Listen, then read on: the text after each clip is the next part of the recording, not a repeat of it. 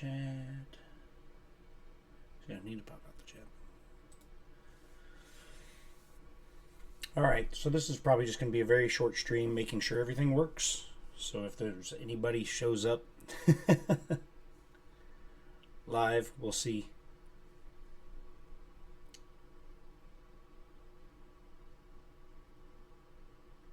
We'll see if it works.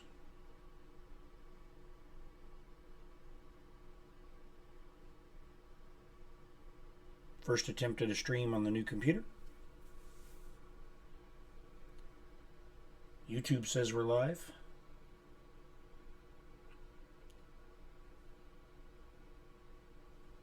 This wasn't scheduled or anything, so I'm not expecting too many people to show up. This is just testing the equipment, making sure everything works as planned.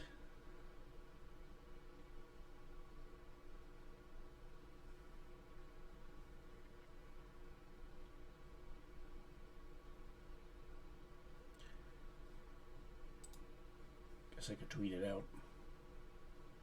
I hate the new Twitter interface now that they updated to a new version or whatever. It's awful. I know it's optimized for mobile, but on the computer it looks like dog pooper.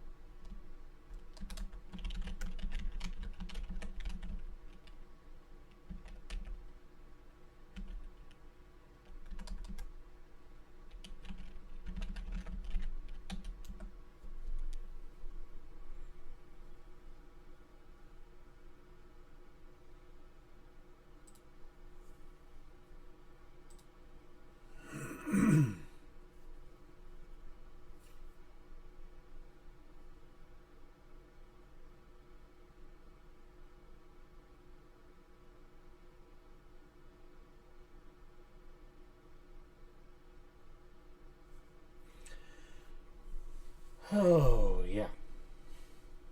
So, yeah, when you haven't streamed in a month, people stop watching your watching for your streams to go live, I believe. But I should be back to regular streaming schedule starting next week. I've had the last month I've had to run up to St. Louis on my days off, and I did yesterday. And but I made the return trip yesterday as well to take my father-in-law to his chemo appointments.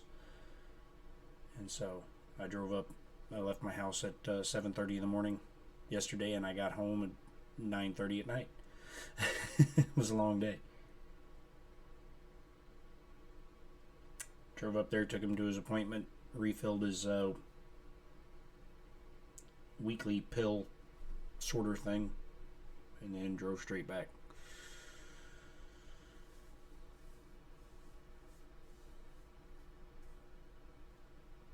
Wellbot. How you doing today, man? I was starting to wonder if the stream was working because no one was showing up. Well, that's what we're seeing. So far, so good. I haven't streamed with it yet. This is the first attempt at streaming with the new PC. And I'm sure I've got some settings and stuff that'll need to be dialed in a little bit more. And I've got a lot of stuff that still needs to be set up on OBS, but I got it installed and obviously working.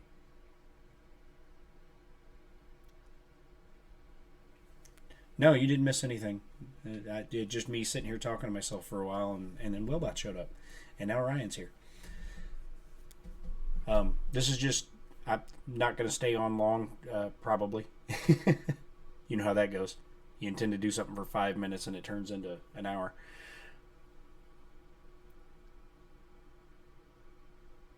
Oh, wow.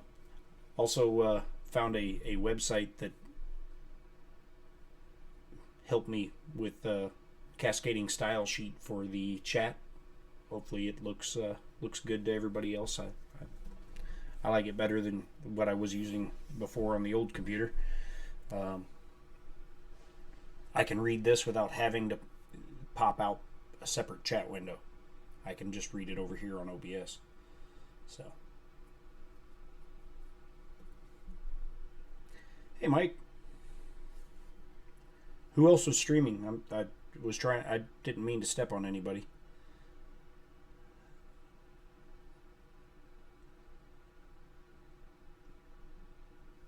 Yeah, that was the hope. Was this would be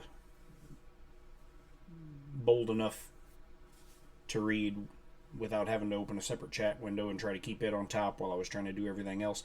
I'm like, if I make the chat bold enough that I can see it in OBS, because I keep OBS open on this screen, then I can just read it from there.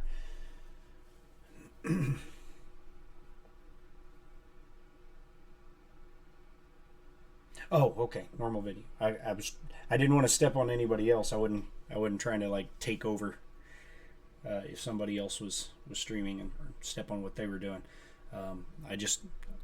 I plan on going back to my regular streaming schedule starting Tuesday, and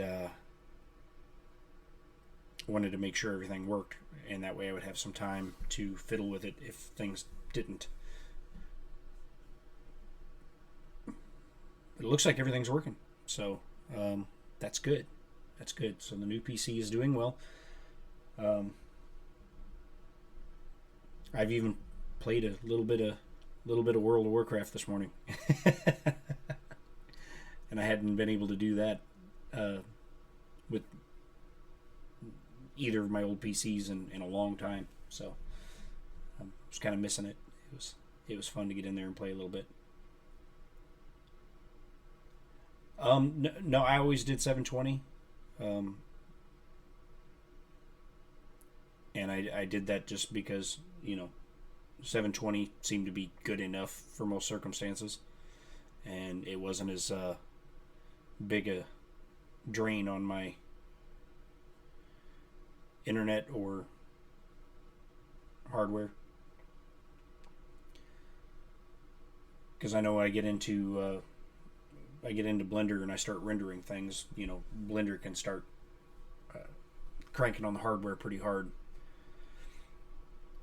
So I thought 720 was a nice compromise, that it was still high enough definition that it wouldn't look too pixelated or gross, but also wouldn't put additional strain on my internet connection or on the PC.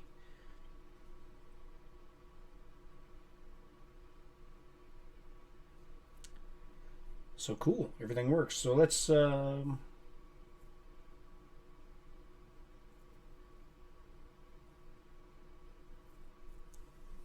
yeah, and see, I've got the card that I've got in here was a hand-me-down NVIDIA 970 GTX.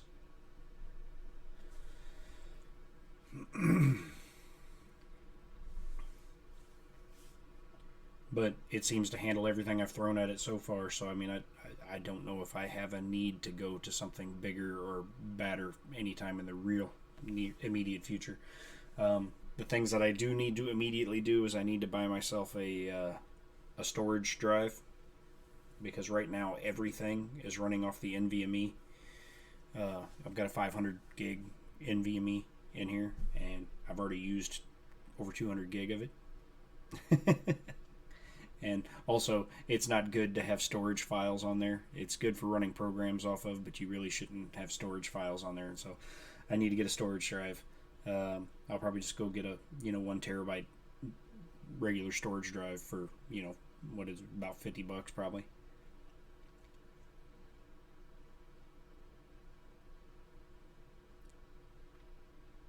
Yeah, my monitors right now are both, well, one's even not even really a monitor. One's a 19-inch television.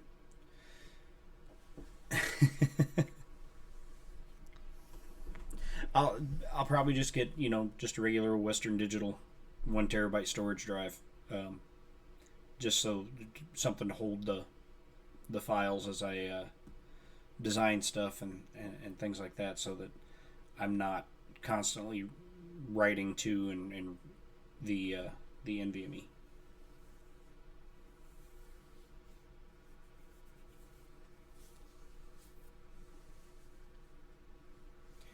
Yeah, so that's what I've got is a 512 M.2, and it's got the operating system and all of my essential programs run from it. But I want to have a storage drive so that when I'm saving STL files and saving Blender files and things like that, that I'm saving those to the storage drive instead of the. But man, it is having a solid state drive like that is so much faster. Let's see here. Let me minimize this. Close this. Let's go to the screen share. Screen share looks okay on the screen. Alright, so let's open Blender. And Blender still takes a minute to to load, but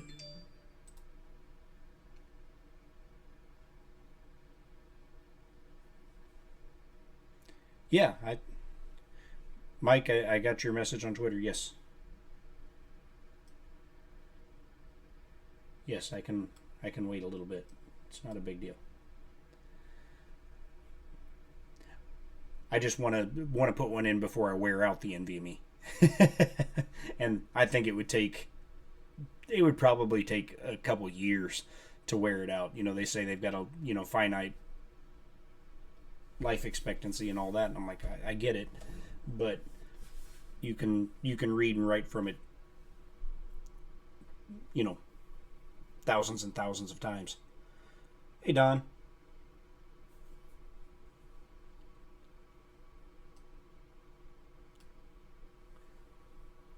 So yeah, I was just gonna get a regular old like 7200 RPM hard drive for storing files and stuff on.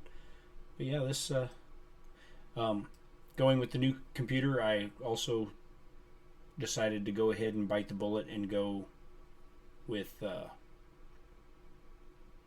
2.8. I don't have my thoughts all together with me here.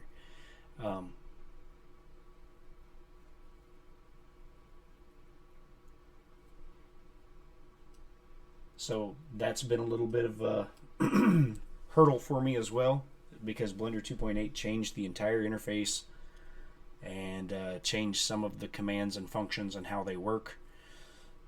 So I've been having to get used to the new interface and everything else. But the old computer would not run Blender 2.8 smoothly because Blender 2.8 was too difficult for it. And as you can see, the new computer, even while streaming, is handling Blender 2.8 just fine.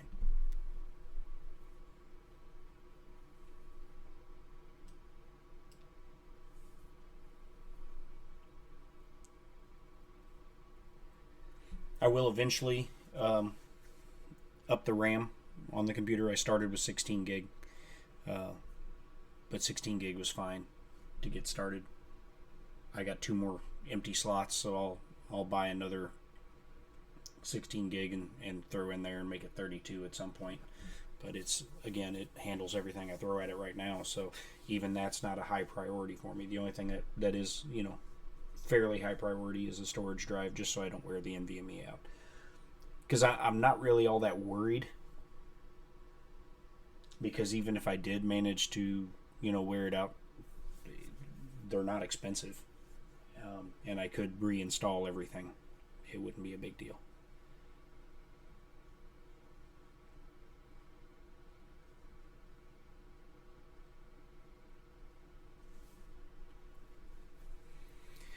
Yeah, I would have liked to have went with a motherboard that had more RAM slots than 4, but this one was pretty high end everywhere else, and that was the two things I wanted to buy the best that were within my budget on both the motherboard and the processor. And I'm like, everything else I can cheap out a little bit on and replace later. Yeah, this is a DDR4, 3200 megahertz, and it's gaming RAM. I don't know if that makes any difference or not.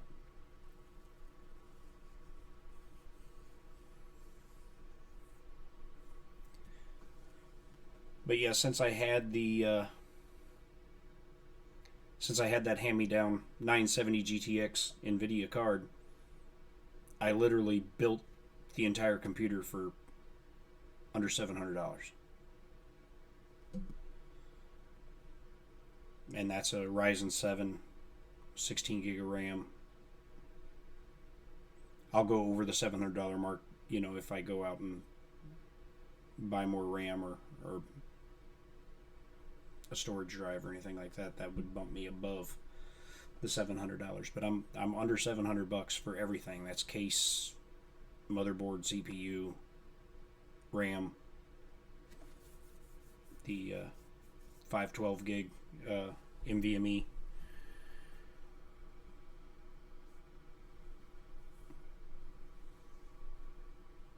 So yeah, because we had been computer shopping for a while, and when I finally decided that I was going to build my own was when I got that hand-me-down graphics card. My my son-in-law upgraded his to a. He does VR gaming and all that, so he upgraded to a 2080 NVIDIA, and he gave me the 970 GTX.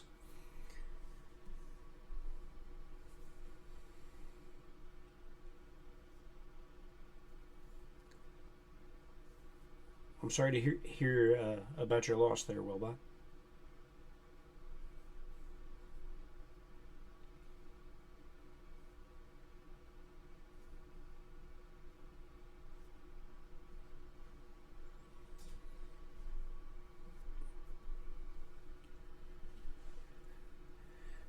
Finding ways to pull positives out of tragedy, though, which is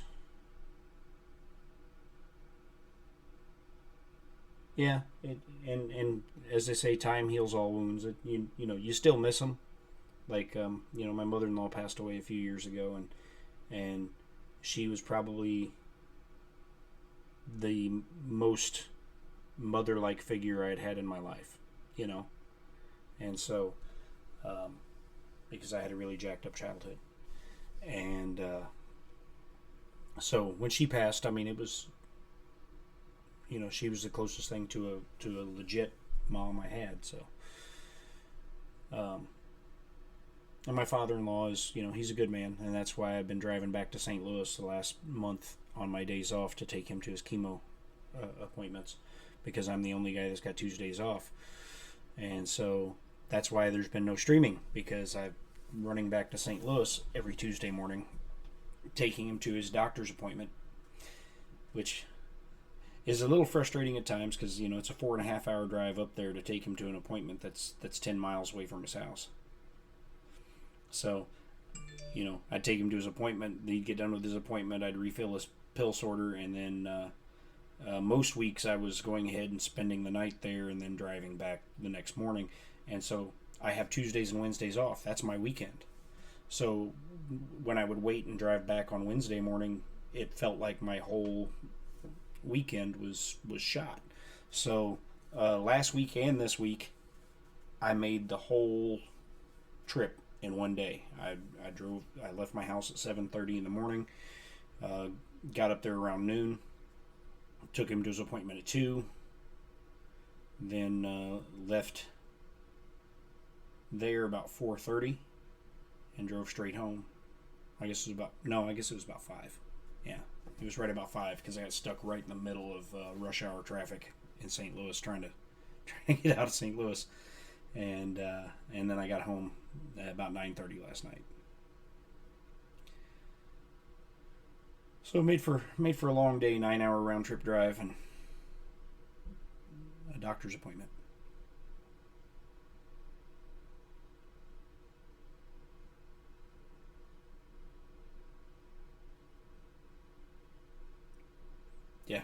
190 kilometers. That's a good little haul. I guess I'm round trip 600 would be 624 miles for me. To St. Louis and back to his house just outside of St. Louis and back. But his future appointments are not set for Tuesdays, they're set for Fridays. So that means I won't be driving back next Tuesday.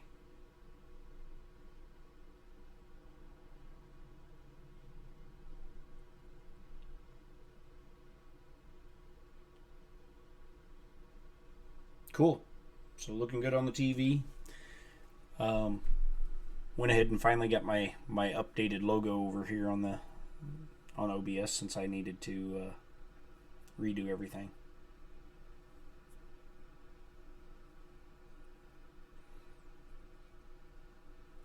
Yeah, see, now that they changed the appointments to Friday, my wife has Fridays off, and so she'll drive up Thursday night, take him to his appointment on Friday, and then come home.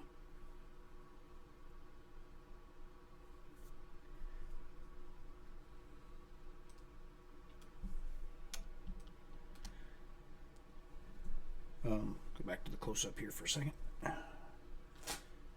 I need to stick this in the mail to send it to Ryan, but there's my part of the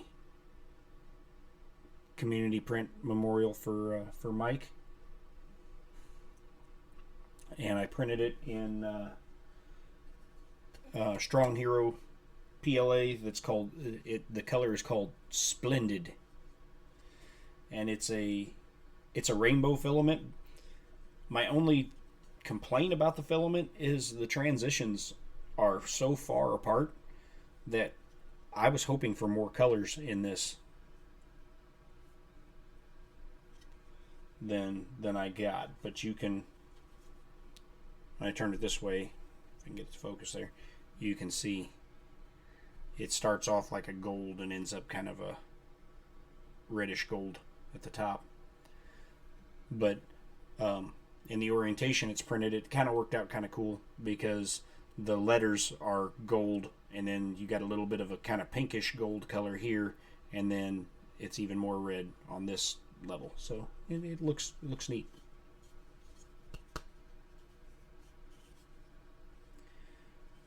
But it prints really nice. It's a really pretty filament. I just wish that the color transitioned quicker, so you'd get more colors in a model. So in order to get multiple transitions, you would almost have to have something really substantially large, because I mean, this part's not small, and even it, I mean, yeah, top layer's not bad. You see a few artifacts and a little bit of stringing in the letters there, but all in all, it's pretty good. That was printed on the S4 with the Bondtech direct drive on it.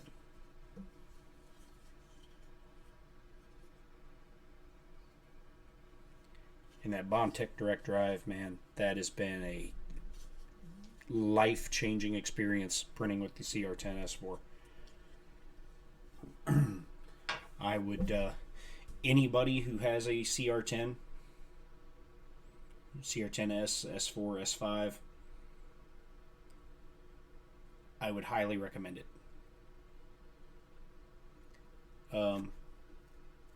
The only thing I will caution you on, because I don't know Marlin and stuff very, very well, but the sketch that they give you on Bondtech's website is no bueno.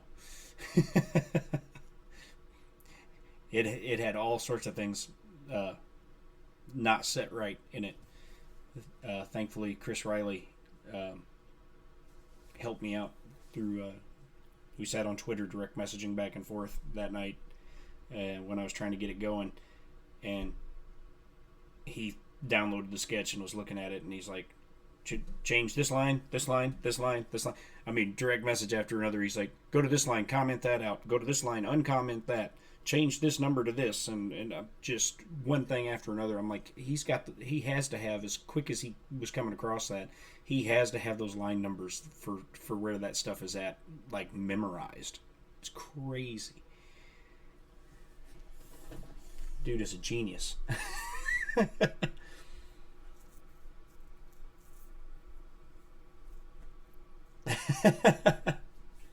Yeah, it's not cheap. It's not cheap, and if you're not a whiz at Marlin, it may take you some time, or you may need to find some help, because they need to fix those sketches. They're bad. But once Chris Riley helped me get it dialed in, man, it's sweet.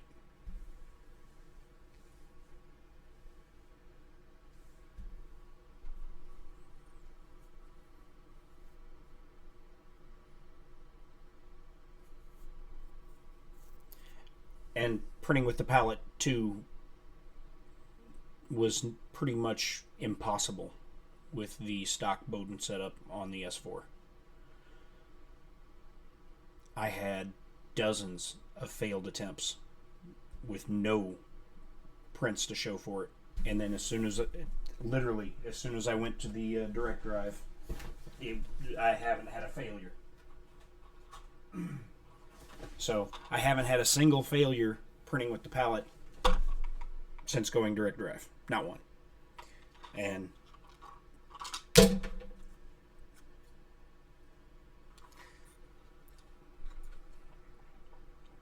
printed some fairly complex stuff. I mean, those stars would not be easy.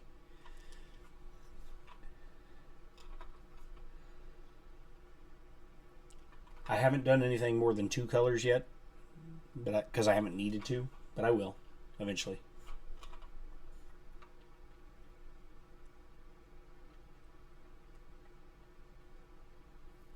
Yeah, the color separation was absolutely flawless. There's not a single bit of color bleed there.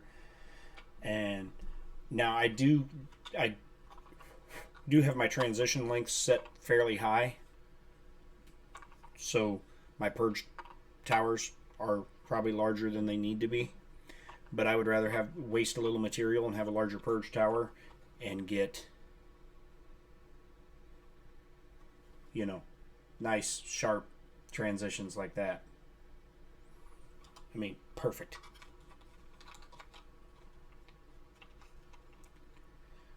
I did, and got nothing. They showed me no love.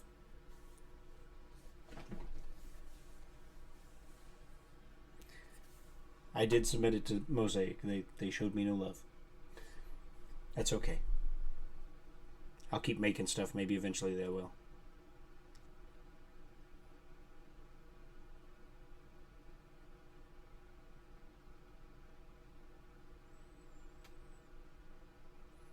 Hello, Mark Baker.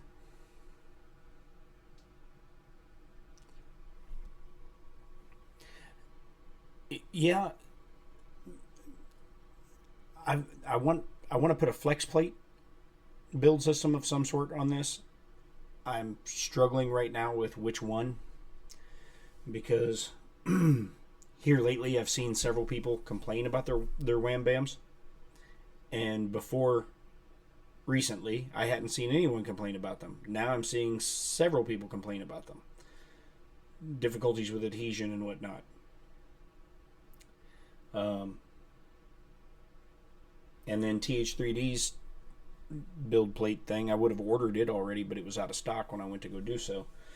And there's hasn't been enough of them in the wild yet to really say how they're going. And then BuildTech's flex plate system's just so expensive. And again, I don't see a lot of info about that, for a printer that size. I haven't seen a lot of info out there about it.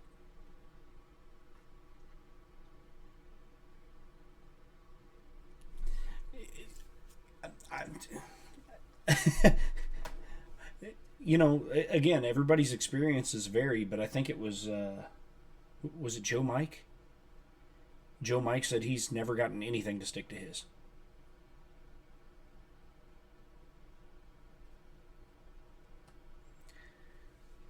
But I really, really want a flex plate on there because um, a lot of the things that I print, like this, you see that large, flat, thin bottom.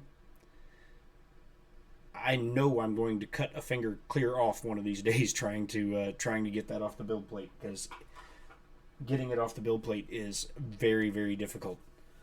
Um, the only way I've had any success at all is to literally take a knife, extend the blade out, and carefully try to run it up under the edge and get it started that way. And then once I get it started that way, I can stick that behind the blade, pull the blade out, and then start working this around. And even then, it's still difficult. So I've had a couple close calls removing some of those large, flat, thin parts from the build plate. And I'm like, man, I need to do something before I hurt myself. Hey, Hawk. All sorts of people showing up to watch my test today.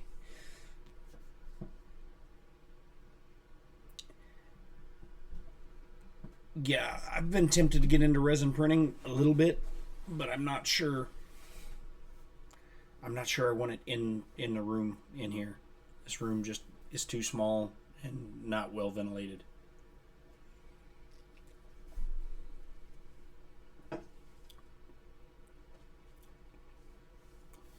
Because this is the smallest bedroom in the house. And it's been converted into the makerspace.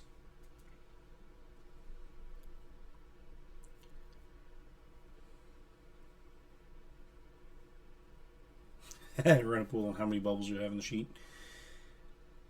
Yeah, so I really, really want a flex plate. That's my next. I want to try it and give it a whirl thing, and then maybe eventually a board swap, just because the old CR10 boards are so limited memory wise. That was one of the biggest struggles we had trying to get the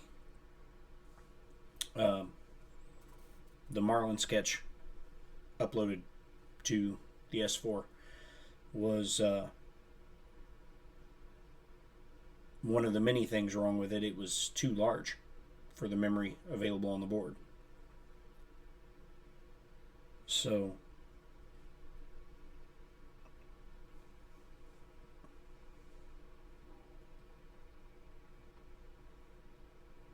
put your photons in the laundry room.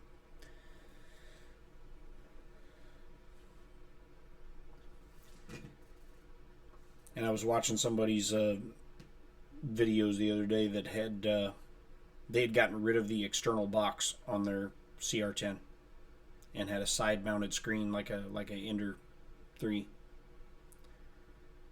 and mounted all the electronics and stuff up under the printer,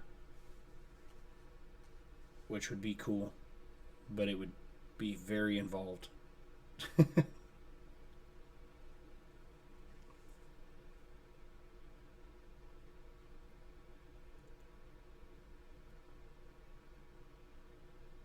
Right, yeah, exactly. The sketch was too large. And I don't know, maybe the sketches they have up there are for the newer Creality boards, which were had a little more memory, I believe. But it would not work with mine at all.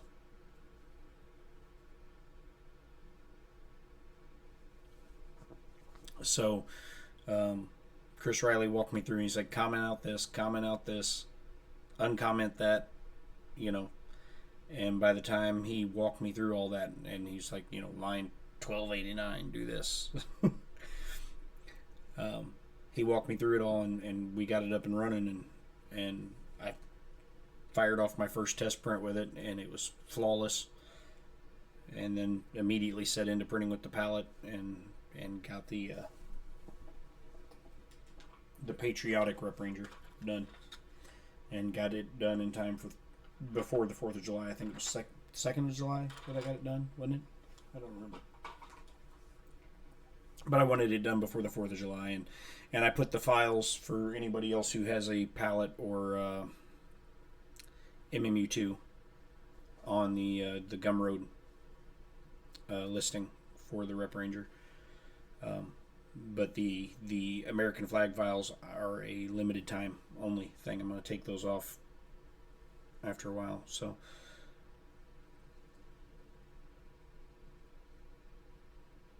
yes, my printer has dual lead screws.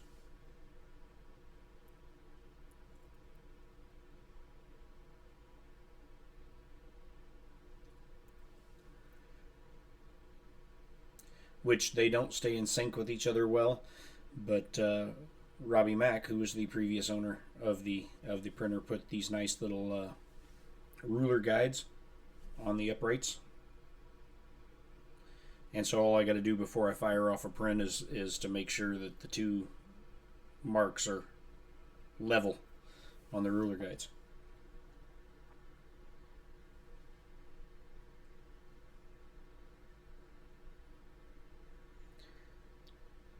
What ends up happening is the upright on the right ends up like a 1/16 of an inch off if I have to do any filament changes or anything like that. And so then I just disable the steppers and manually rotate just the right lead screw until it's level.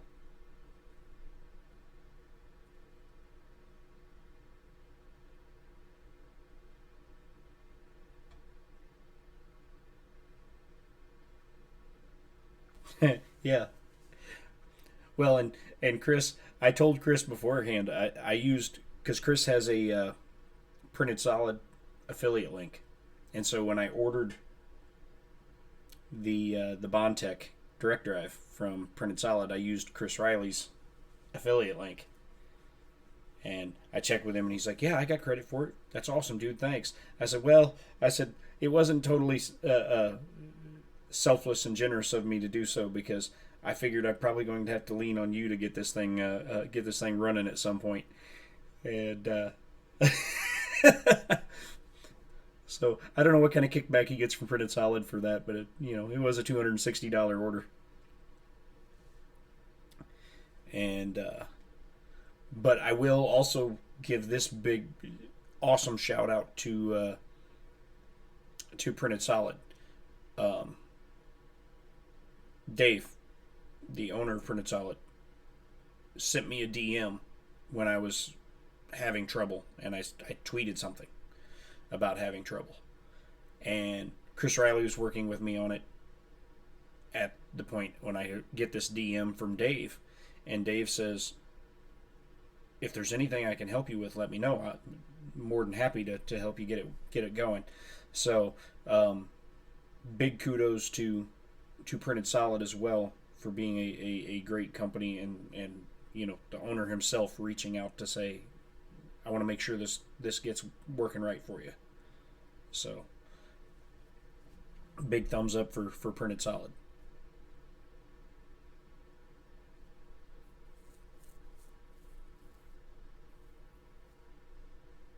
I may have to join you on one of your gaming streams now that I have a computer that I can actually game with, Ben. He's the CEO and the toilet scrubber. Right. Well, like I said, that was so cool. When he sent me the message, and I was like, I'm DMing with Chris Riley right now, and he's just about got me squared away. I said, if I run into a dead end, I'll let you know.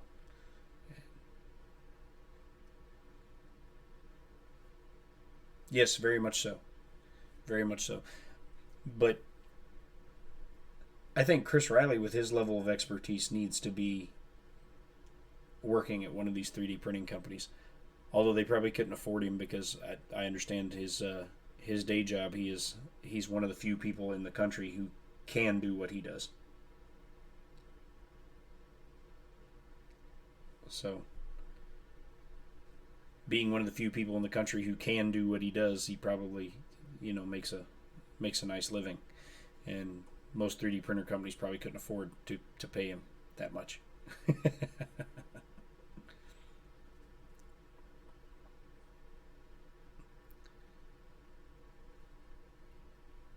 Unlike Bondtech needs to like pay him uh, a little something, have him redo all their Marlin sketches, just even as a like freelance kind of thing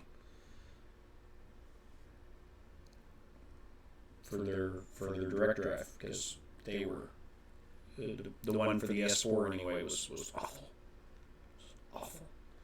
It had the wrong board in Marlin. It had the wrong LCD screen in Marlin.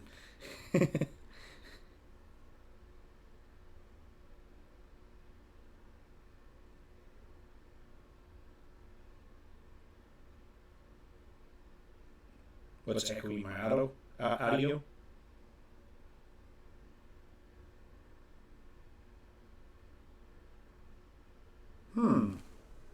changed nothing. Let's see. Check 1, 2.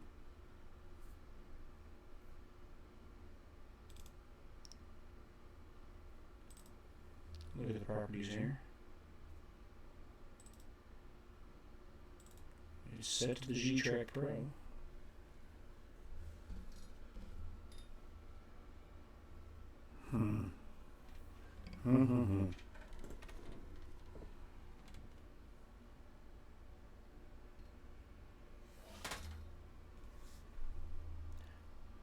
In OBS, the only audio input capture device I have set up is this one,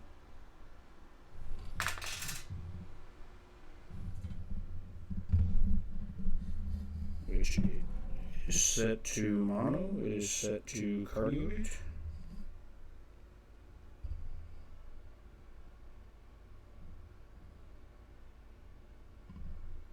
Oh, later, Ben. Is it still doing it?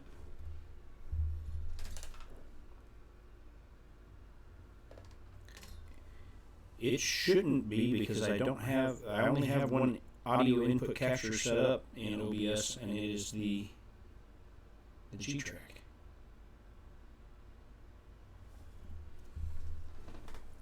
Hold on, I'm going to unplug it and plug it back in. We'll see what happens.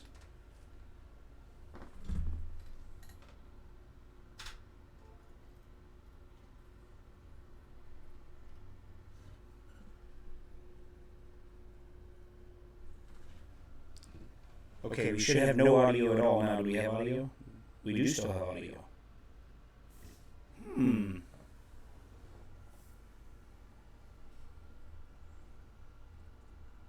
Unless it automatically adjusted itself. No?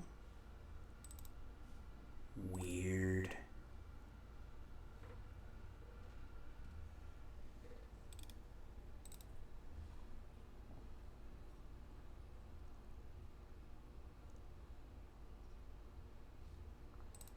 So right now we should be using the webcam audio, because I have the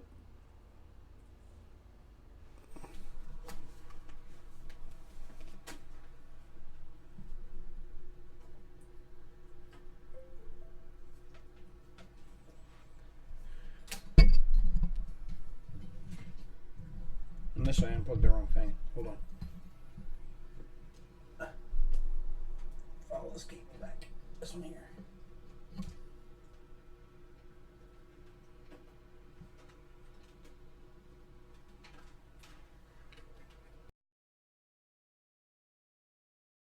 Audio at all now. No audio. No audio? Okay. So no, it's not picking up the camera mic.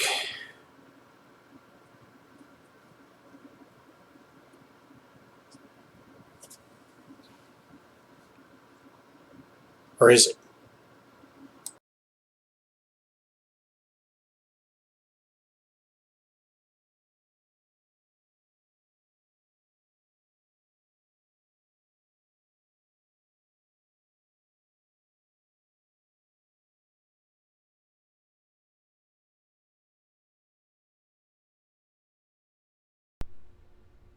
Check, check. 1 2 1 2 1 2 1 2.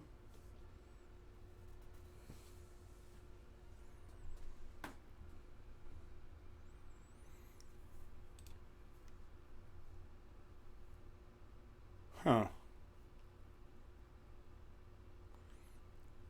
For some reason, OBS automatically added in a second microphone down below. I didn't scroll down and see it until just now.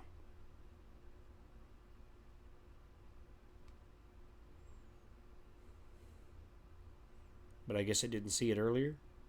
I don't know. So now we should be just on the Samsung G-Track Pro. Samson.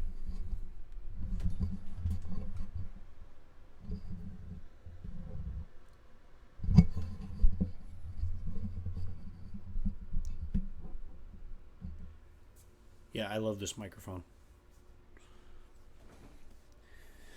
Because it's also going to serve as a, because it's actually, it's not like a streaming mic. It's a audio recording mic. It's meant for like computer based studio work. It's got a, if you can see here, it's got an instrument panel or instrument jack, a 1/4 inch jack on the back. My camera would focus. So it's got a 1/4 inch jack on the back to plug a guitar or other instrument into. Oops, sorry, didn't mean to bang it on the metal disc there.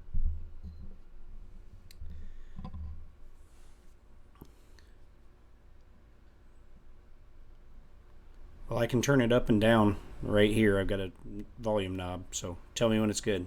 Are we? This is my normal talking volume. How we sounding now? That's great. Okay, cool. So I just boosted it a little bit.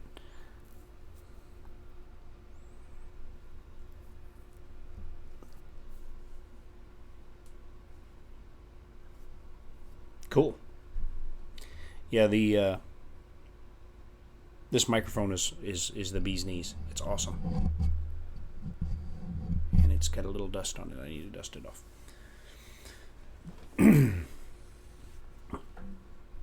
So the reason I bought it, I mean, now granted I get to clipping a little bit there.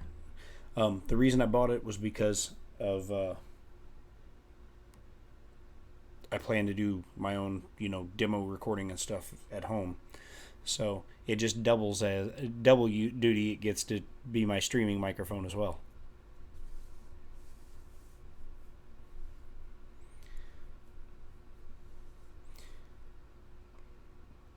And my wife started putting up product videos on her YouTube channel, and she wants to start doing more of that kind of stuff. So she'll probably be in here at some point using my setup. She also would like to start a podcast. My wife worked in radio for over 10 years, and she's a much better talker than I am.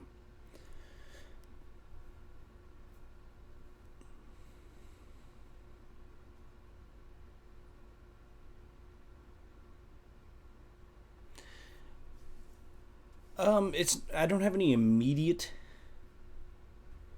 plans to get a 32-bit board for anything.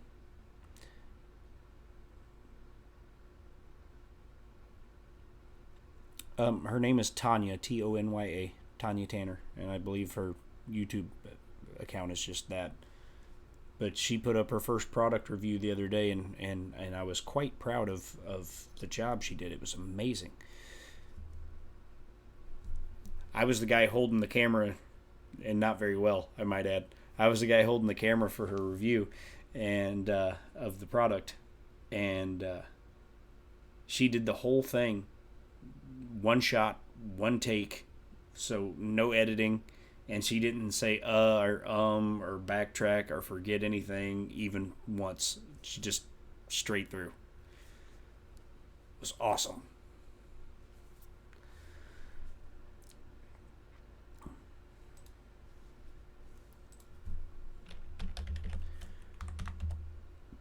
A lot of stuff on her channel though are videos of me performing. Oh, I guess Neary's is live right now. He's test driving the bus.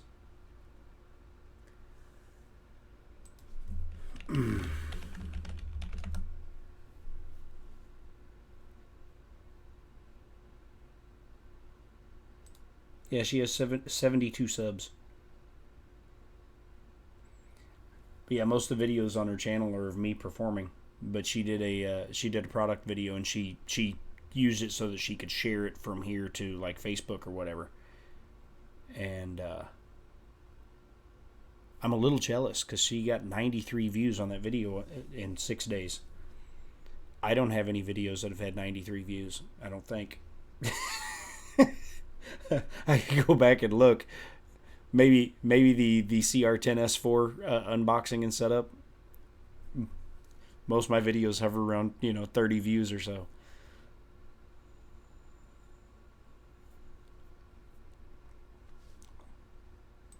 So yeah.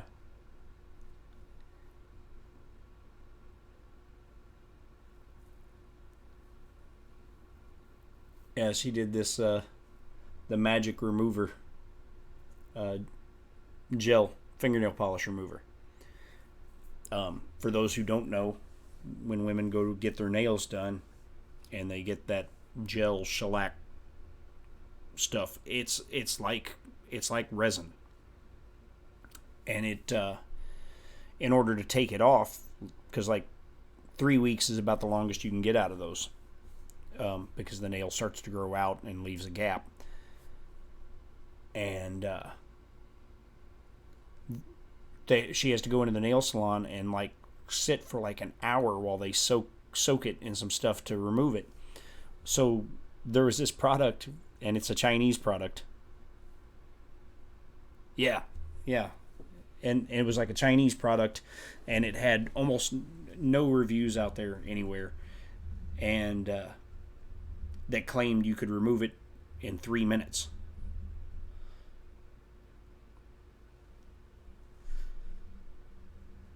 So she's like, I want to do a review video of this stuff. So she bought it to come in. She's like, I'm going to see if it works, and I want to do a review video and share it with the world. And she did a review video, and the stuff works. The stuff works quite well. Yeah, she's got 93 views on that. And only one view was me, just to go back and watch it after. So yeah, she did a fantastic job with it. Like I said, most of her videos are just me performing, as you can see, but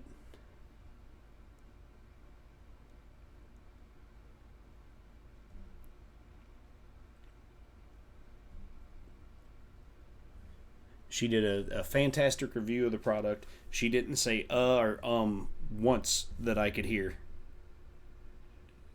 It's like she knew exactly what she wanted to say and just went bang, bang, bang right through it. It was crazy.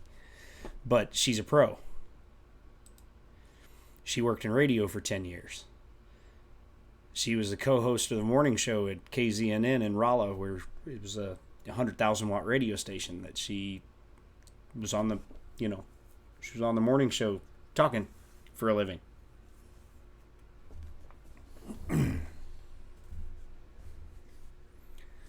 So she's good at talking.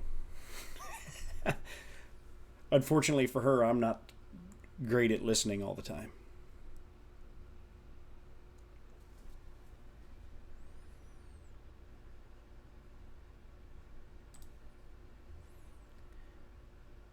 But she wants to do some more videos and stuff of some other products that we've bought and been playing around with, and share our experiences with them. Things like the Bissell Crosswave, because we have hardwood floors, and we bought it to clean our floors because it like vacuums, sweeps, and mops all in one machine at one time, like one pass. It does it all, and it's pretty awesome. There are a couple drawbacks to it. It's not the easiest thing in the world to clean out afterwards, and if you don't clean it out good, it does produce a bit of an odor if you don't get it cleaned out good. And like I said, it's not easy to clean out. But we want to do some review videos on stuff like that, and talk about our experiences with it.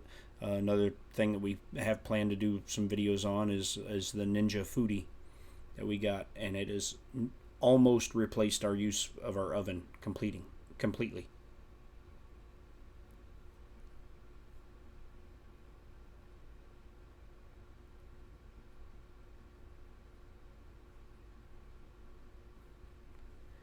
We were talking about my wife and her channel, and she posted her first product review 6 days ago, and it's already got 93 views. I'm like, you got 93 views and 73 subs.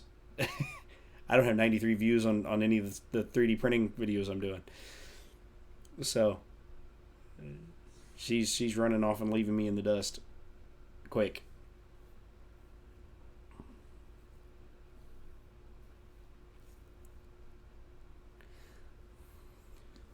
But yeah, we want to do some Ninja Foodi videos, maybe some recipes and our experiences in cooking certain things and stuff like that. So we've got plans for some stuff, and that is going to be over on her channel mostly. And then my son and I plan on making a channel in the near future that's geared more towards games and apps and stuff, because my son's really into that sort of stuff, and he wants to have a channel. But I told him, the only way I'd let him be a content creator is if I'm involved in the process, so that I could keep an eye on the type of content he's creating, because he's 14, and we've already got a channel name picked out and everything. We just haven't created the channel. Thanks for stopping by, Wellbot. Appreciate it, man. Yes, great catching up, and thank you for helping me test my equipment, and it's working, and I've already streamed longer than I intended to. I just wanted to make sure my equipment was all working, and thank you guys for helping me find the echo, which was crazy.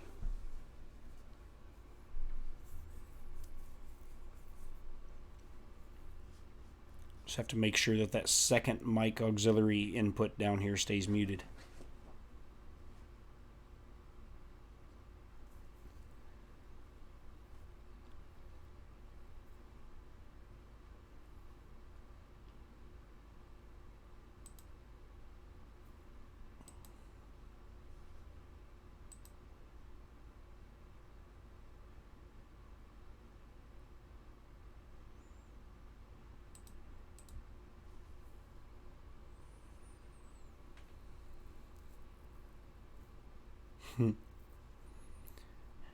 I guess if I want an echo effect, I can turn it back on. And then back off when I don't.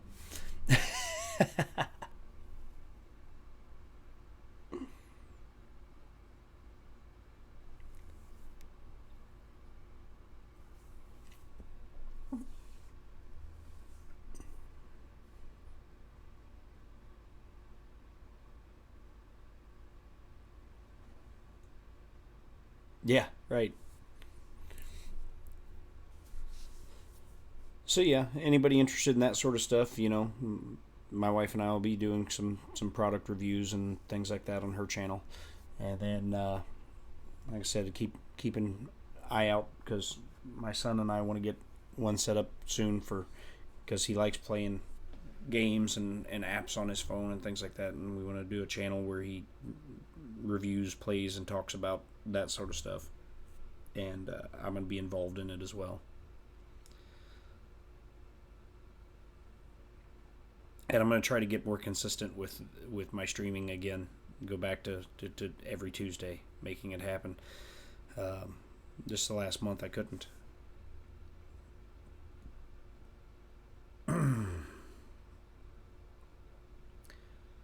Because some things are more important than streaming on YouTube.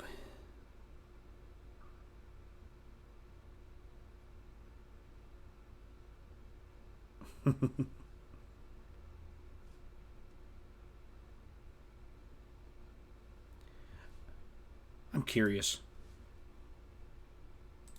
With all this stuff open, I'm going to go ahead and close Blender.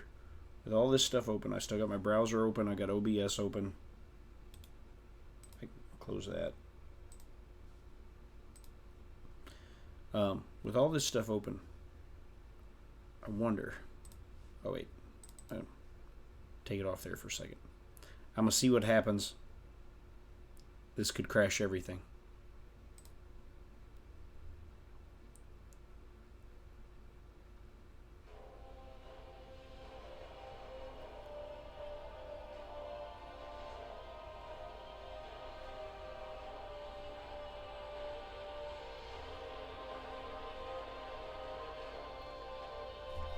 Let me mute that. There we go.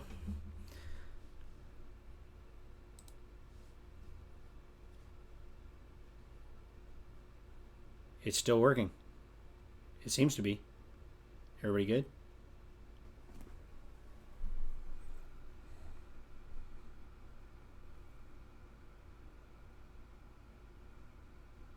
Yes, most things are more important than streaming on YouTube. So is this all working? Let's see. I certainly haven't ever attempted anything like this.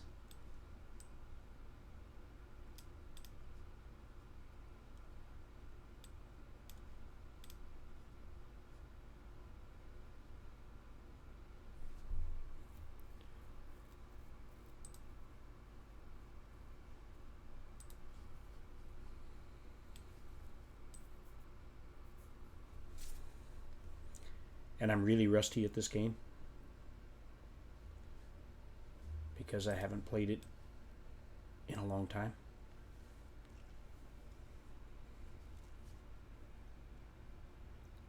But everything seems to be watching the stream over here in OBS and running around on my bone raptor, fossilized raptor. Everything looks smooth.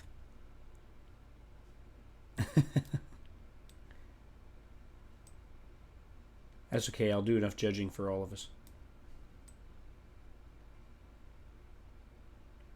Because I am so not good at this anymore. I used to be really good at this game, believe it or not. I was in a big PvP guild for a long time, and we used to go kill lots of people. In-game. Not real people, obviously. Wreak havoc on the Alliance.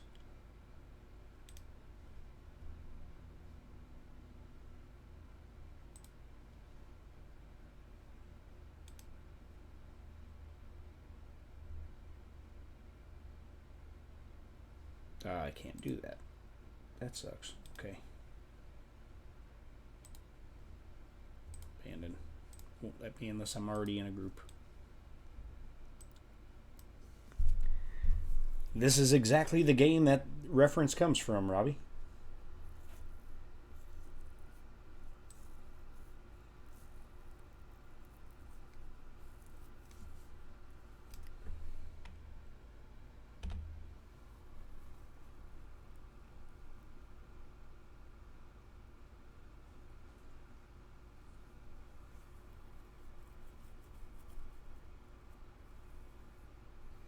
So yeah, I've played a little bit since getting the new computer going, but not as much as I used to. Man, I wasted way too many hours on this once upon a time.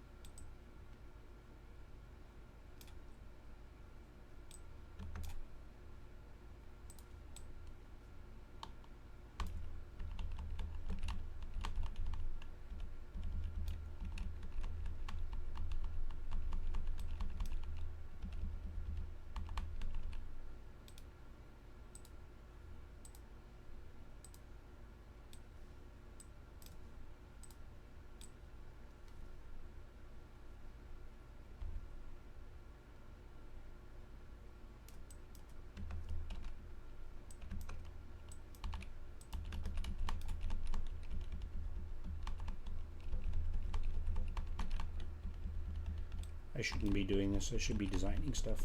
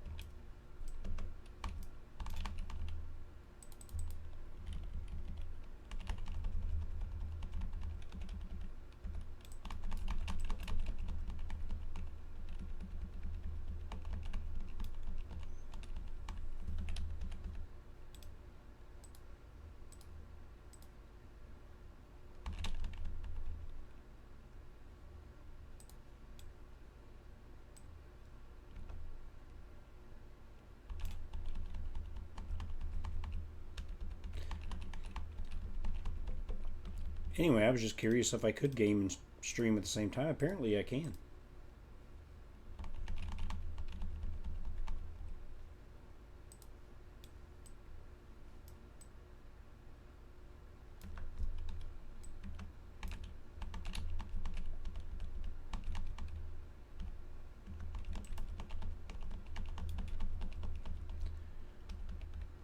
I don't expect anybody to want to watch me to game either, but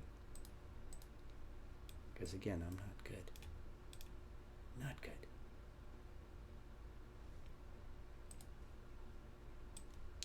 Sure, people would prefer to watch actual skilled players play.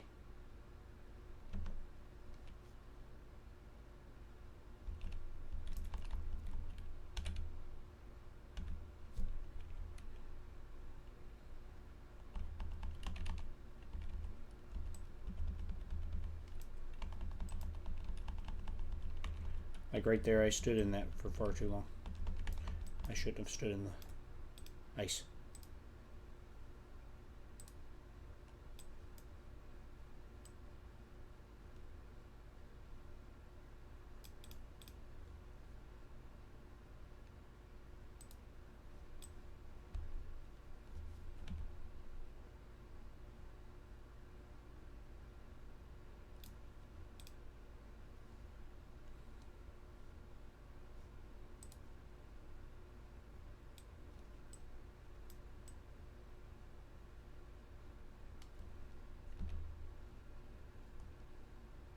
Yeah, 3D gaming. Really badly gaming. Come watch me suck at video games.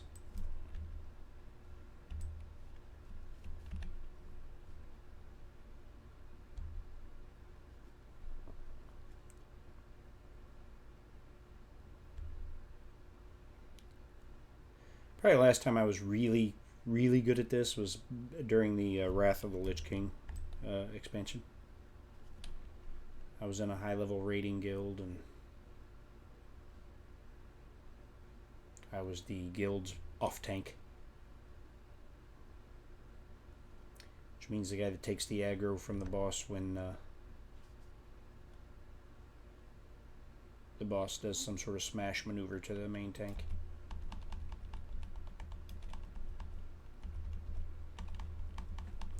Wrath was good. I enjoyed Wrath a lot.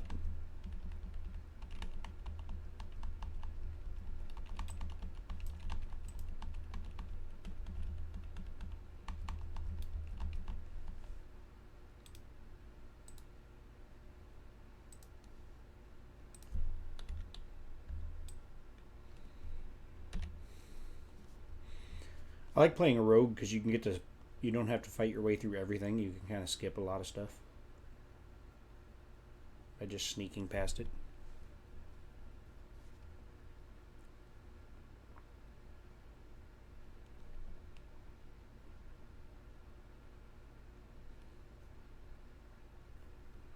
Like if I wasn't stealth, I'd have to fight all that stuff. I don't want to fight any of it. I just want to get to the quest objective.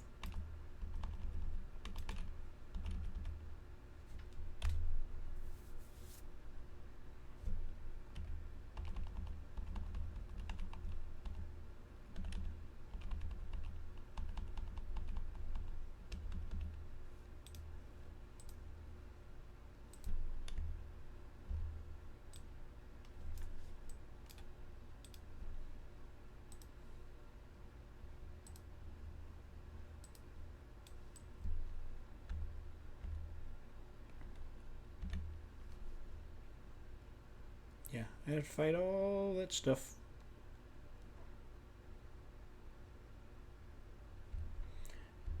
And I haven't been in the game so long, I'm so far behind on content and where it's at. I'm just horribly behind.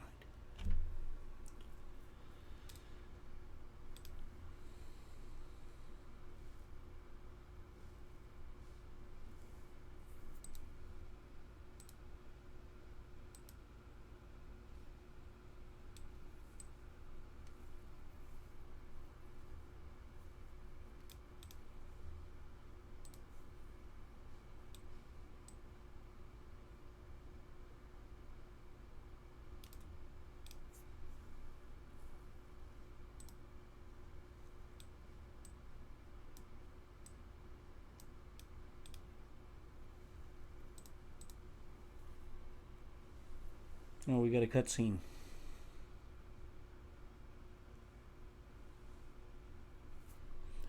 I watched my son play Rocket League one day. Wasn't that into it.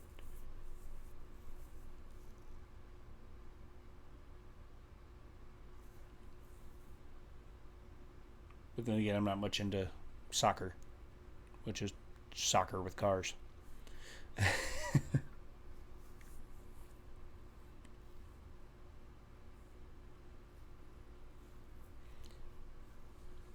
The only two sports I really pay any attention to are football and baseball.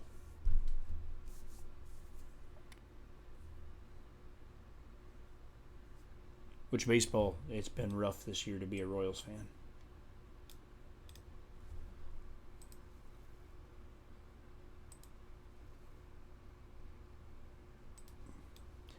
Got some guys coming down the pipeline, though, that look like they're pretty promising. Could be fun. Yeah, I don't like hockey either.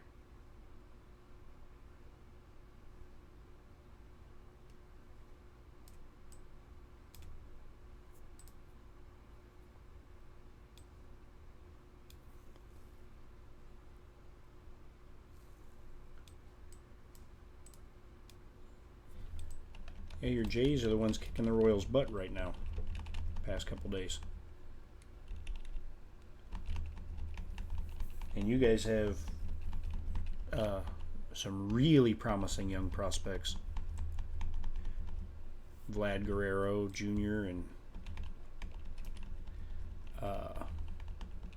Dante Bichette Jr. and or not Bo Bichette. I'm sorry, Bo Bichette and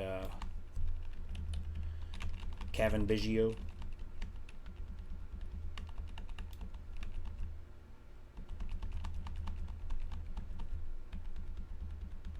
And Gurriel.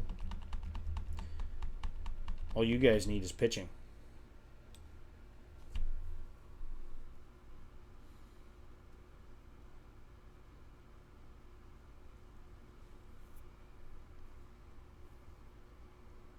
If the Jays had a good pitching staff, they would be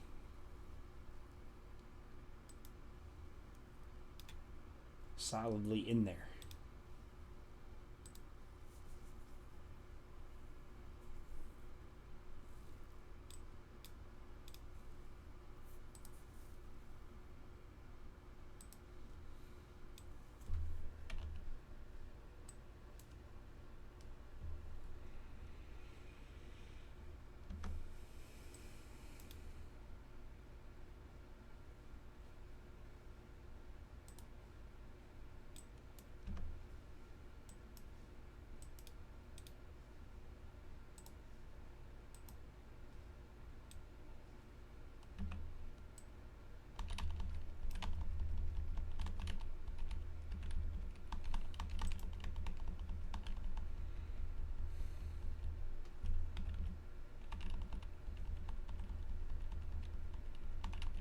Well, no, I mean, there comes a point where you have to part ways with players.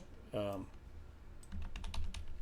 let the big market teams pay those future bigger salaries. Stroman's not quite the pitcher he was a few years ago, and he's expensive, and he was only under team control for one more year.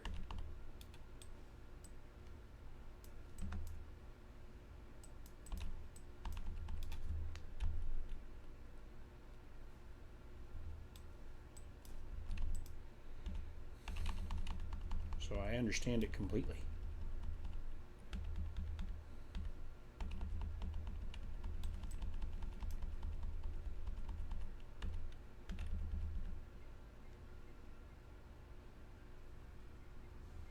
Uh-oh, my phone's ringing.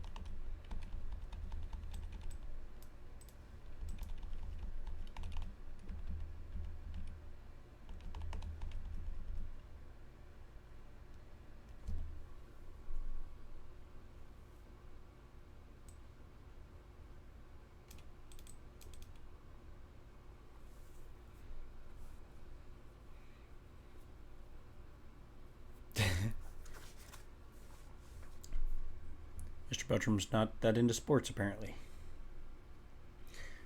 Hey, Anthony Williams. Well, this started off just testing to see if my new computer streams, and somehow along the line I've turned it into playing World of Warcraft while streaming. Because the streaming all works great.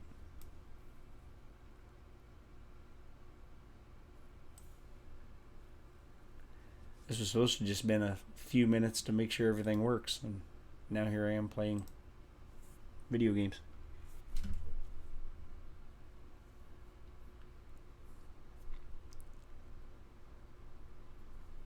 Again, with me, it's baseball and football, the only two that I watch.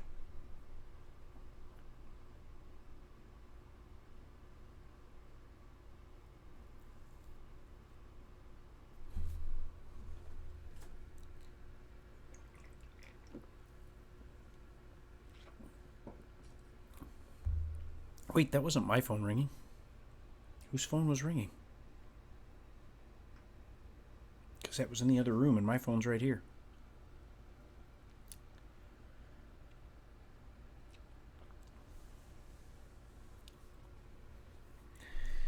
Yeah, and see, I don't care about college sports at all, which is unusual for where I live.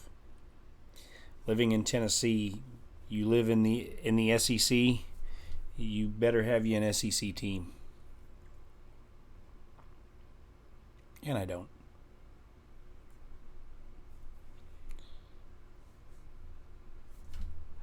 Well, Vandy would be good to follow for baseball because they're great, but Vandy would be awful to follow for football because they're terrible. And they're even worse in basketball. It kind of turned into a gaming stream, John. It wasn't intended to be that way, but I was just curious if I could do it after we tested everything else, and I went, let's fire up a game and see. And it seems to be working great.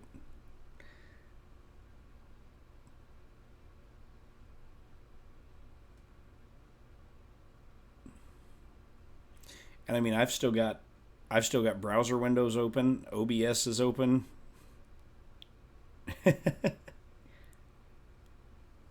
And it's still doing well while playing the game. So I couldn't be happier with the new PC.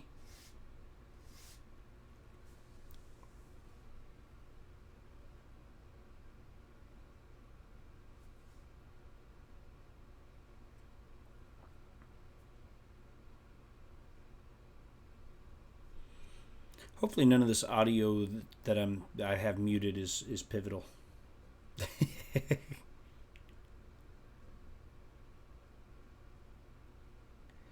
Yeah, I saw that he was streaming driving the bus.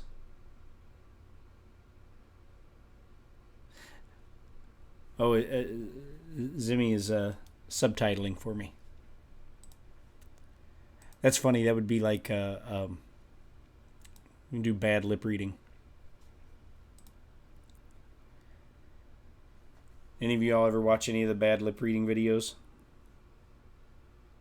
My God, some of them are hilarious. Yeah, I've always gravitated towards playing Horde. Yeah, you should check out some of the bad lip reading videos that are out there, especially if you're an NFL fan. They have some NFL bad lip reading videos that are hilarious. Oh, now there's my phone. Hold on.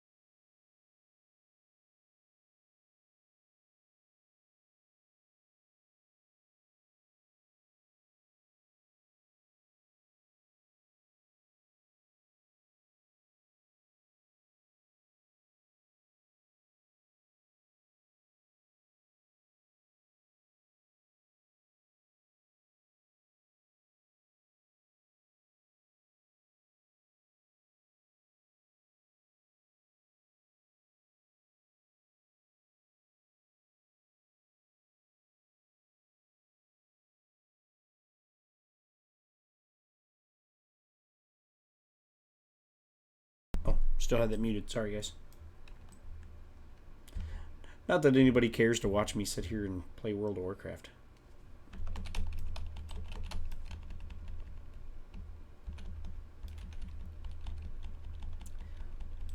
Although I guess there's a big community around people sitting and playing World of Warcraft and people watching. I've never understood watching other people play games, but yeah, it's just me.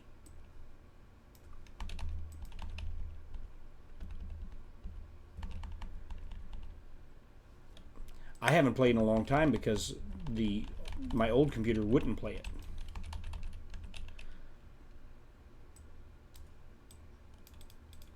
So this is kind of new getting back into it for me.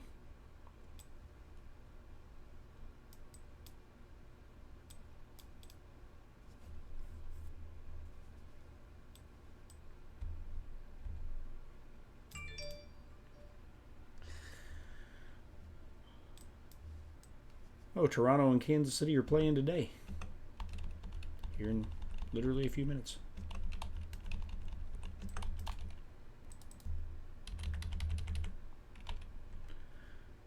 Tune in and watch my Royals lose.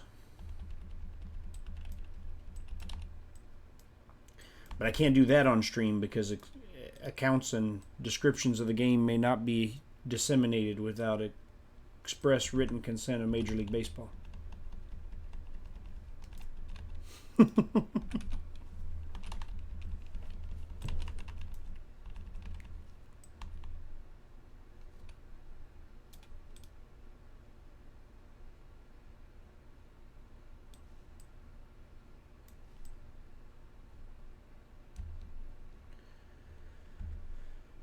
Accounts and descriptions of this game may not be disseminated without express written consent of Major League Baseball.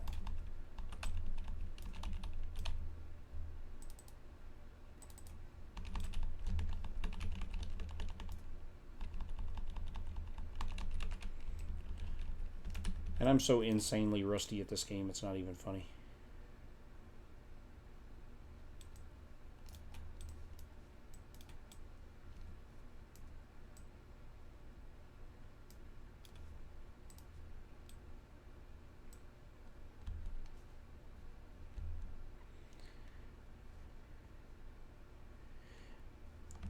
Yeah, so far, I don't think Battle for Azeroth has been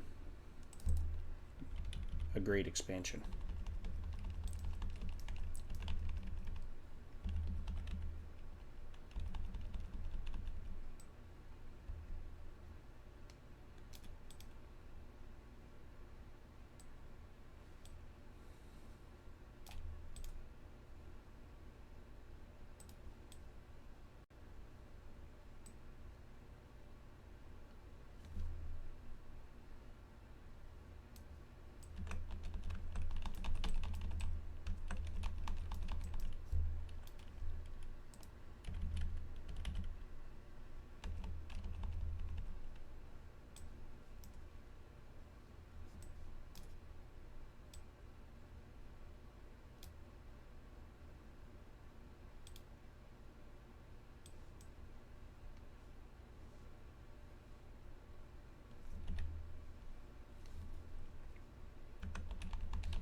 Certainly, oh, I fell off. Certainly not as interesting as some of their past expansions, in my ever so humble opinion.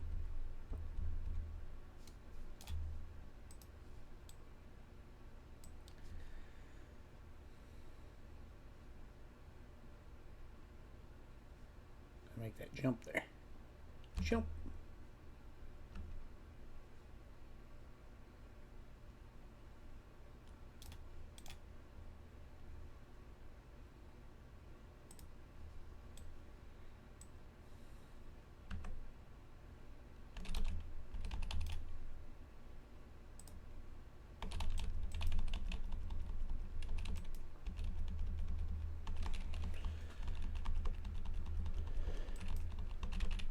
My favorite expansion by far was Wrath of the Lich King.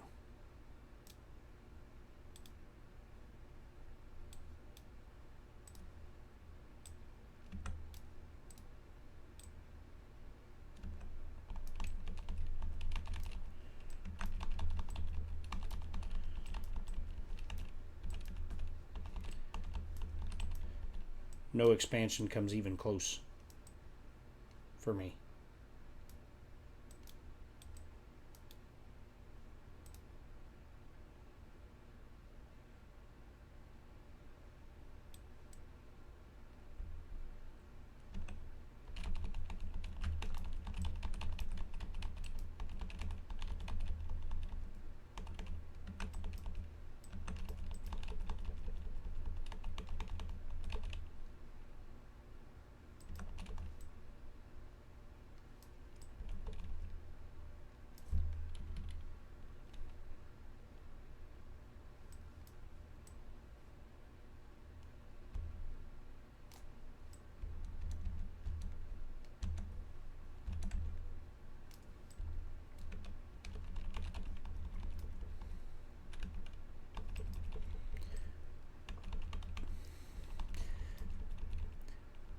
But at the same time, I understand why some people didn't like Wrath of the Lich King, because Wrath of the Lich King was a little bit easy. It was the era of area of effect tanking,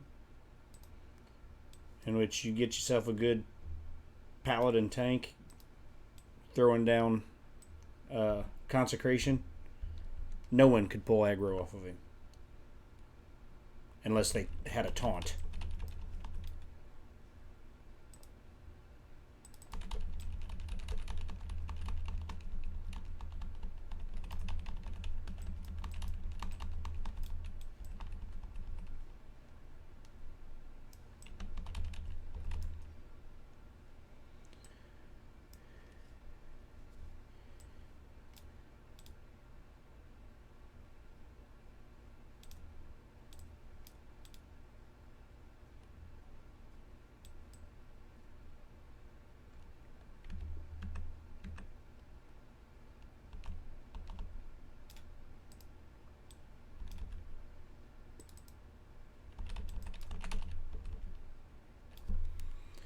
Victory!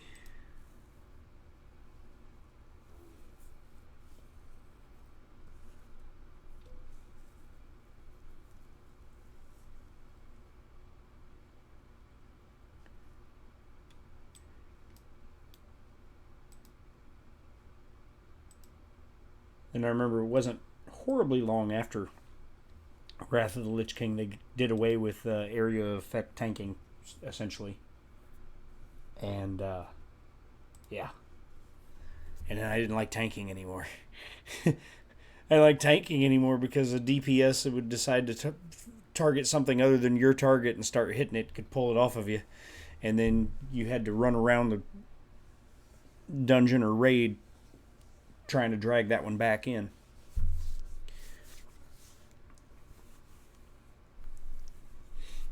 I missed Wrath of Lich King when you know, my paladin would just charge in, lay down consecration, and start wailing on something, and then everybody else would jump in, and never once get aggro pulled off of you the whole time. Those were good days, good times.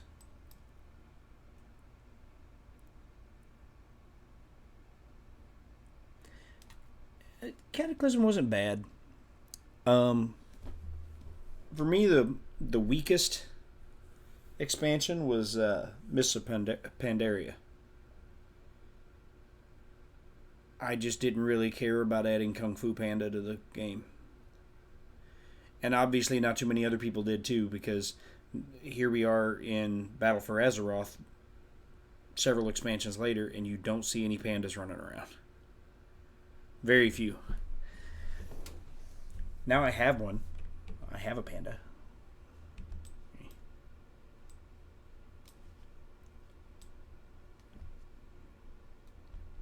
Back over here, and I'll show you my other characters.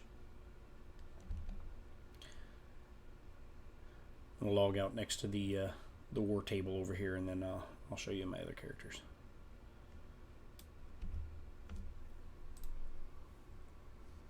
So that's my main character, is my rogue. Obviously, because he's my only 120. But I got a paladin, Tauren Paladin. Hunter. A Demon Hunter. Warrior. Death Knight. A Shaman. There's my panda.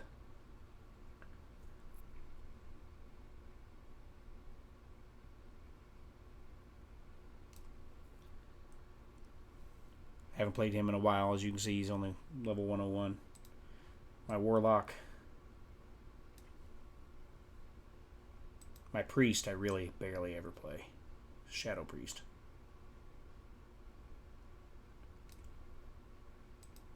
And my Druid, I barely ever play either.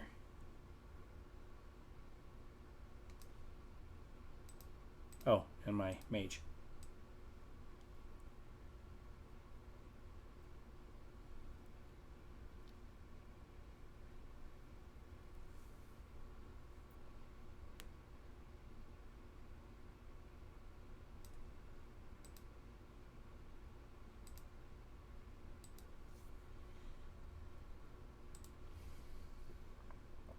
Which I'm kind of stuck on this server now because I've built all this stuff and it costs too much money to move characters.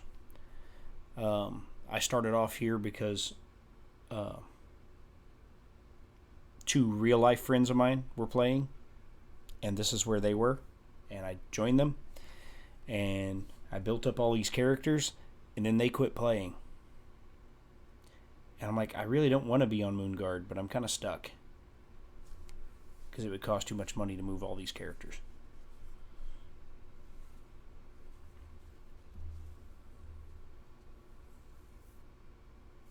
So I catch all the crap about Moonguard. And I don't RP.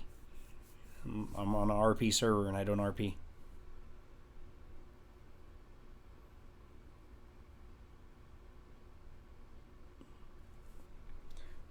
But then again, I don't see anybody RPing. I run around, I never see anybody RPing, so I don't see the point of RP servers if people aren't going to RP.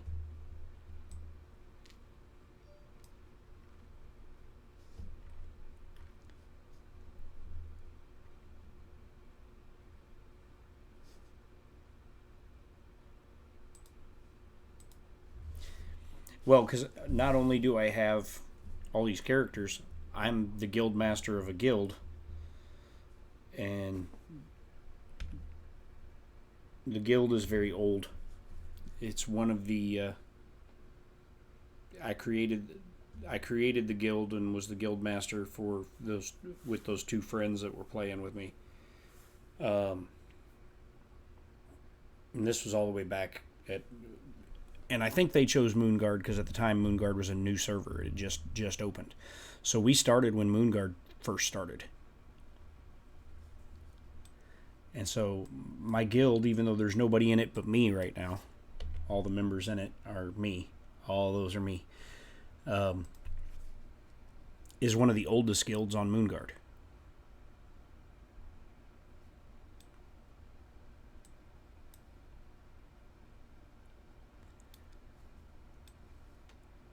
With the exception of a couple hiatuses, I've played since vanilla.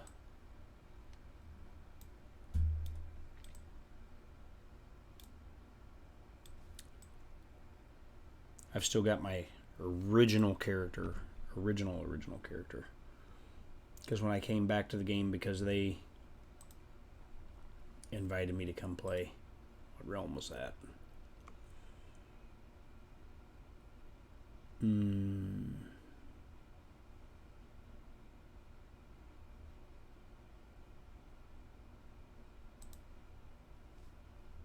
Is that Ravencrest?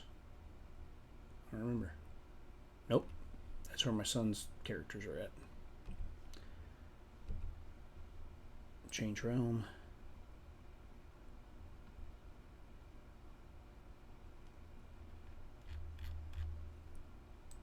Maybe I deleted that character.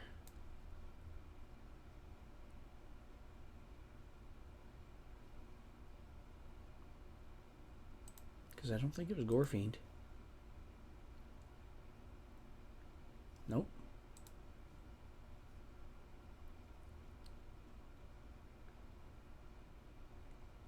must have deleted my original character. I had him for a long time.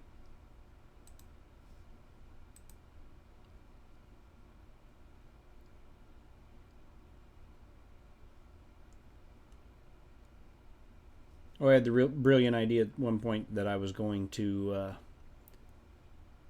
duplicate what I was doing on Moonguard, but in the Alliance on Wyrmrest Accord. And then I just kind of let it fall through the cracks. Decided not to do it. It was too much work for not enough reward.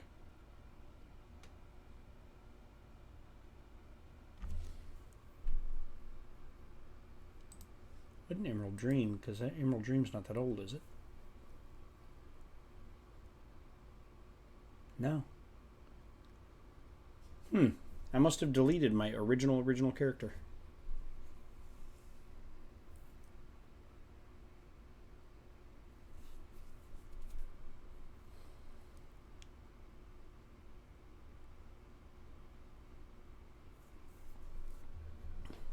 Ah, I see.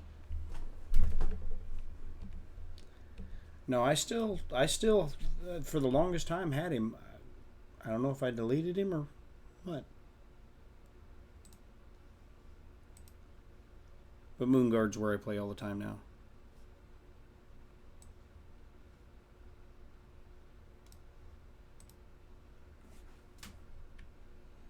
Because that's the one I put the most time and effort into.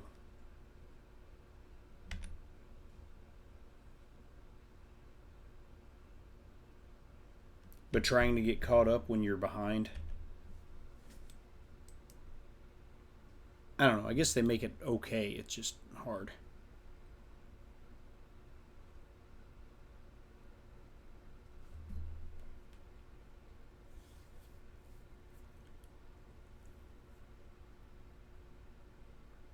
Like if I were to jump in and try to play one of those characters that I haven't played in a long time. Because basically when you see him at like 110, means the last time I played him, 110 was the max level. And then like these two, the last time I played them, 100, these three, the last time I played them, the 100 was the max level. Back when 100 was the max level, these were all 100. And I was probably spending... I was probably spending 5 or 6 hours a day, every day, playing.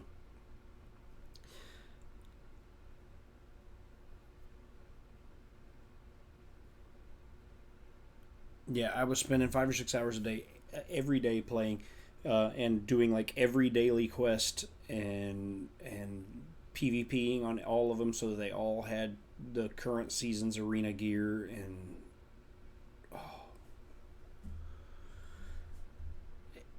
And after a while, I kind of got burnt out. Now I'm much more casual with it.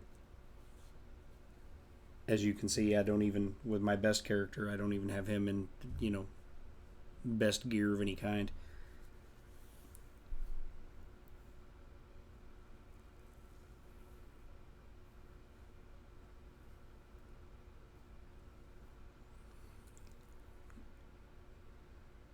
Yep, power leveling my my gear's item level.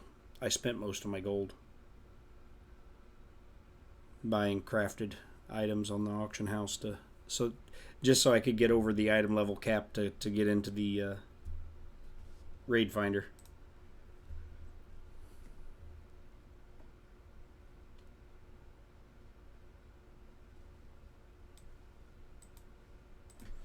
Hey, I've got one piece of benthic gear. The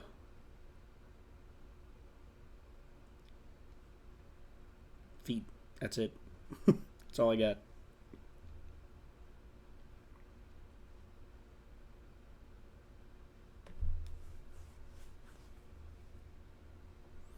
Yeah, I haven't set foot into Mechagon yet. What I've been working on lately is trying to knock out some of the achievements necessary to do the flying because I'm tired of running around on the ground. So when I have logged in and had a chance to play, I've been slowly knocking out bit by bit.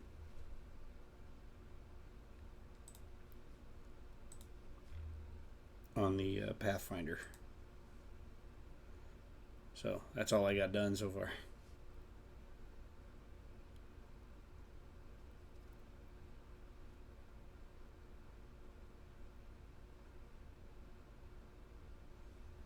Still have a long way to go. Yeah, oh yeah.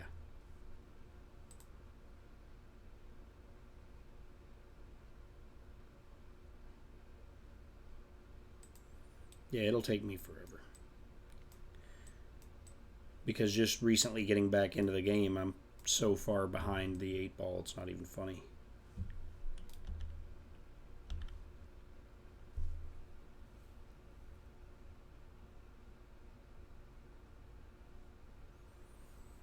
Do every world quest and run with a Tortollan contract on.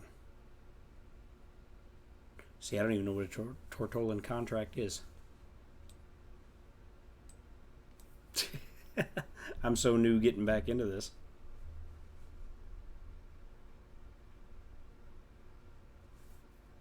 I just kind of let the quest lines take me where they may. And then I was like, saw some people flying, and I'm like, how do you fly?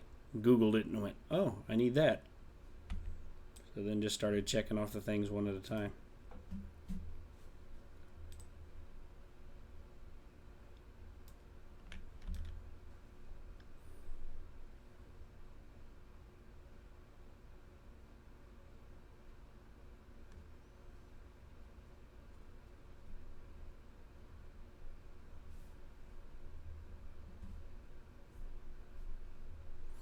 Oh, okay.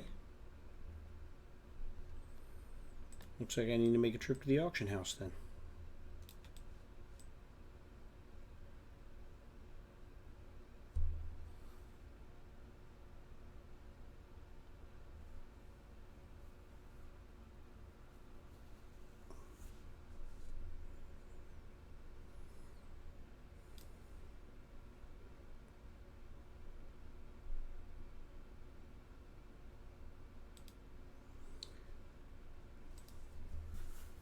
See, that was part of the reason I was so alt crazy is back when I had those alts all maxed out, they also all had their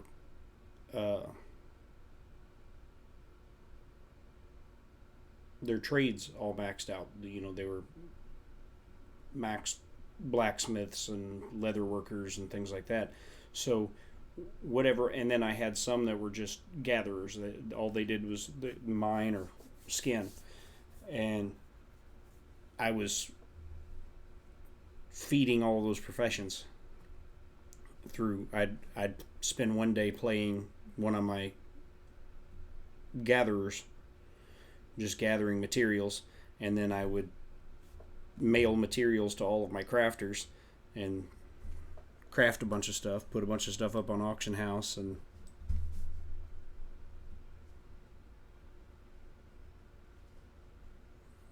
so if I'd been staying up on that, I'd have an inscriptionist that could just make them for myself and not have to go to the auction house and spend gold. And I'd be selling them and making gold myself.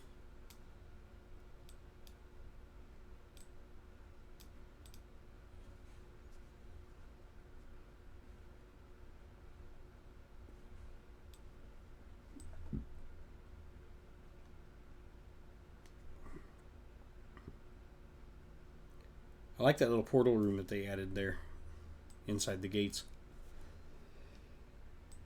And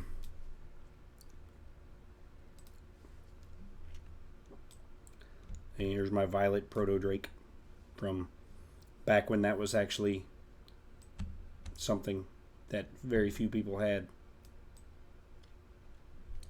for completing all of the world events.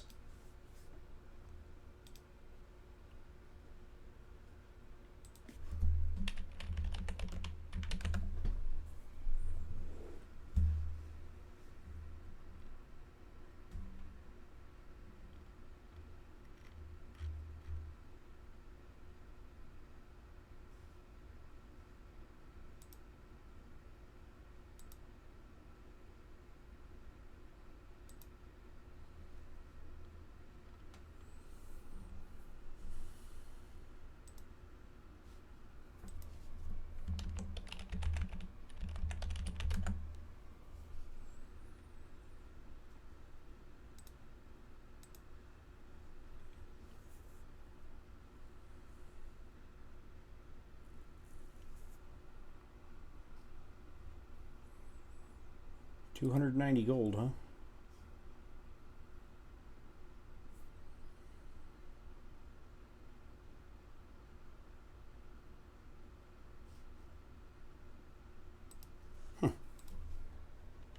Okay.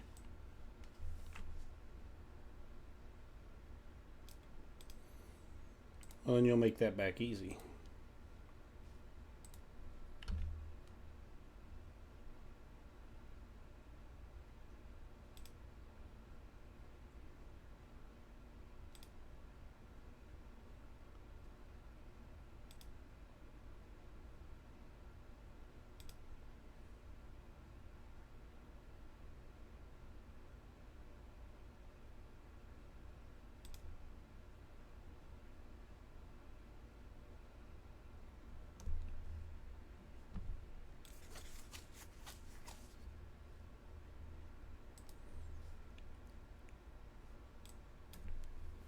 All right, Anthony.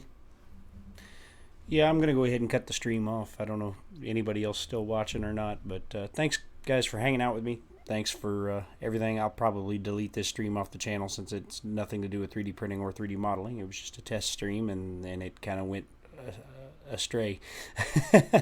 But appreciate you guys. As always, you're awesome. I'll see y'all later.